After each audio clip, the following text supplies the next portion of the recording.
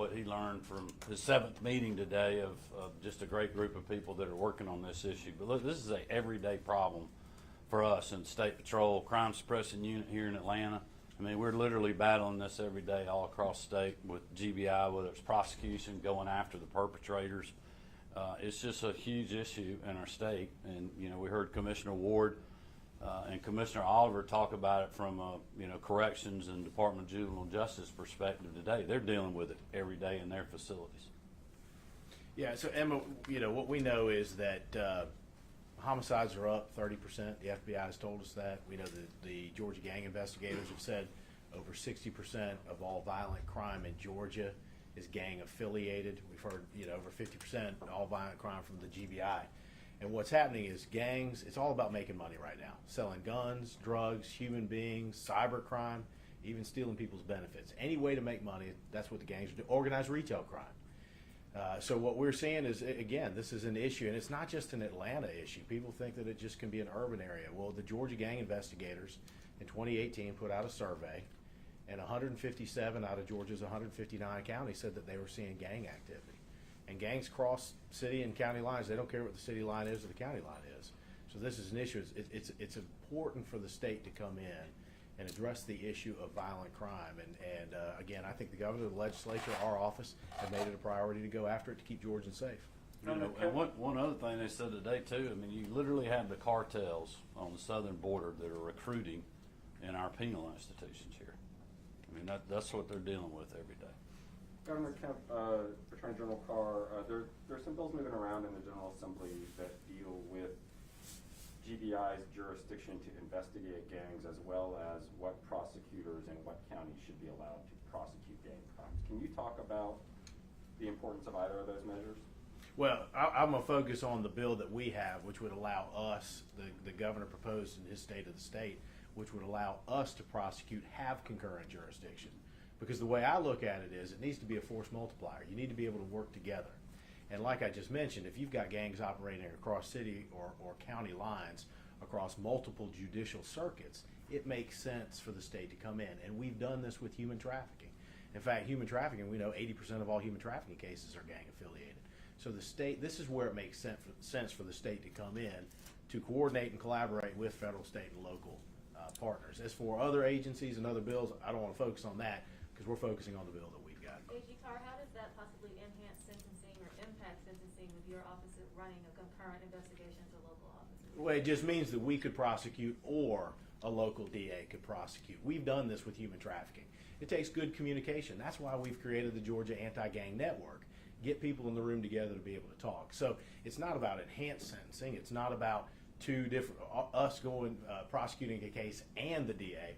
No, it's one or the other. It just gives us the authority as well to prosecute a case. So there's cases that we've worked with DAs. We've got human trafficking cases from DAs. We've got human trafficking cases from the GBI. We've got human trafficking cases that we've generated. It would be the exact same model, not taking anything away from, not running two investigations. It just gives us the authority to do it.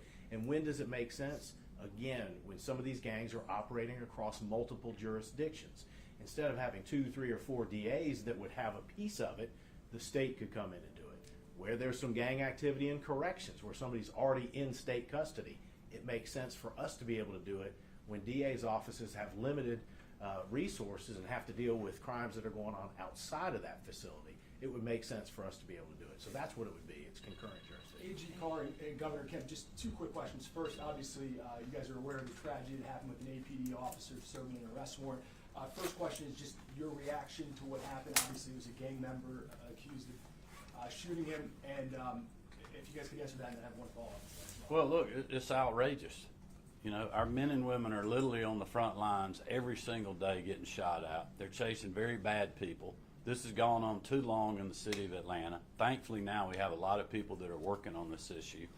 You know, I spoke to Chief Bryant and Deputy Chief Hampton yesterday, and, you know, thankfully that officer amazingly is doing relatively well. I want to continue to offer our thoughts and prayers and ask all Georgians to pray for not only this officer. I talked to the Banks County Sheriff yesterday.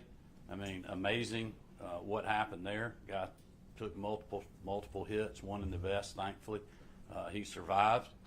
But this is the kind of people, I mean, look, they are shoot first, ask questions later. And this is what our men and women are dealing with every day. We got to send a message to them that, look, this state government, this attorney general, we're going to work with the locals. We're going to use every resource we got. We're going to continue to move the needle, but we need everybody else in the fight at the local level with us. And we got to go after these people. Boots on the ground are making a difference. Colonel Wright talked about that today, how we did a crime suppression unit operation. We've done them in Macon. We did one in Columbus the other day. They've had a lot of violent crime down there. The whole weekend we were in Columbus, I mean, basically no violent crime that whole weekend because we have boots on the ground. So this works. We got to have everybody in the fight with us.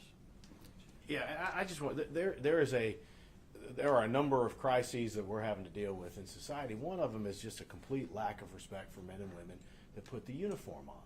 And we're asking folks to leave. And I know there are family members that are praying every day that their loved one that puts that uniform on comes home. And these are the types of things that we keep seeing. In fact, we just heard a statistic that it was one of the most violent months. January is the most violent months for officers being shot. 30 law enforcement officers around the country. That's one per day.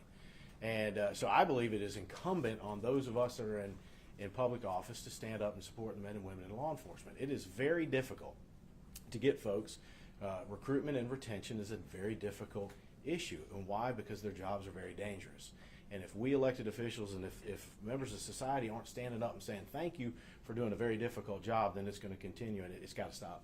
And I would just say this too, you know, one of the things that Colonel Wright and I both spoke about today, I mean, in 9 months of the crime suppression unit, we have arrested, by going after people in the capital city, 23 people that had outstanding warrants for murder. 23.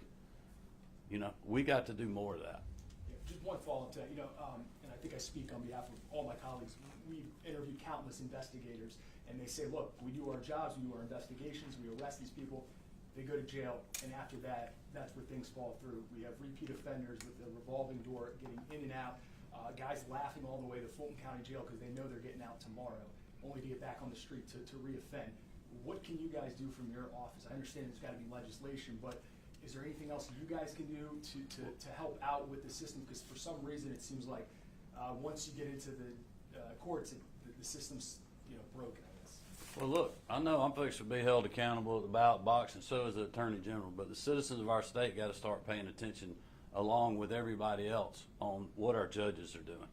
I mean, we had people laughing at us during civil unrest back during the summer. We'd be arresting people that are assaulting police officers, damaging people's property, burning police cars and other things. They were just laughing going to jail saying, hey, we'll see you tomorrow night. And that's frustrating for law enforcement. It's frustrating for me. I don't want to speak for the Attorney General. But look, all of these issues matter. There's not like a one-size-fits-all thing here that we need to be doing. We've got to do a better job in holding people accountable in the courts, but we also need to be doing the same with our policymakers, at the federal level, state level, and at the local level. Because these police officers, they're just doing their job. They're just trying to find people that will stand with them and support them. And that's what I'm going to continue to do. And that's really part of my message, that we need more people in the fight with us, including these judges that are just turning people back out, and policymakers and DAs that are saying, hey, no cash bail, let's just, get out of jail free. Let's ask people to come back to their court date. And then they're out there, doing a home invasion or street racing or robbing somebody or beating somebody or, God forbid, shooting somebody or shooting a police officer. Can I ask you an off-topic off-topic question? Okay, we're going to move to on-topic in just a second. I think they got through everything we can get through on crime today. Governor, if you want to take the chance to make your quick statement about maps and legislation, and then people will be available for one-on-ones after this, but the governor has to go. Let me just say again, look, on the mass issue, I've been very patient. I've been a local control governor, but this has gone on for too long. Parents are beyond frustrated in a very, very small number of districts in our state about young children especially being masked. And so we're working with our floor leaders and my administration to introduce some legislation to address this issue. And we'll have more details on that when we get it put together. What made you change your mind? All along you've been pushing local control. Well, and I'm still a local control guy. But, our cases, if you look at the way our cases are right now, I mean, they are beyond on the path downward. I mean, we're rapidly getting back to where we were. Our hospitalizations are dropping statewide. our hospitalizations have been dropping in the metro areas for weeks now, and is starting to do that in South Georgia. And people are just beyond frustrated. Nobody seems to be following the data and the science anymore. They're following the politics. And at this point in the pandemic, it is my belief that parents have the tools that they need to best take care of their children. And, you know, that's why I think we should just let parents decide whether their kids need to be masked or not. You know, they are the ultimate decision maker for the child's health care.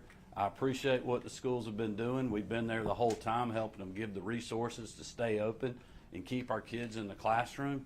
But now it's time to do this, and certainly this legislation, I hope, would send a message to those districts. And you're seeing, you know, we haven't had statewide mask mandates here. We haven't had vaccine mandates from state government here. I've been very firm on that issue. But, yeah, you're even seeing Democratic governors that are coming out and getting rid of their mask mandates. It's time for the schools to do that as well. Okay, thank you, Governor, for your time. We appreciate y'all.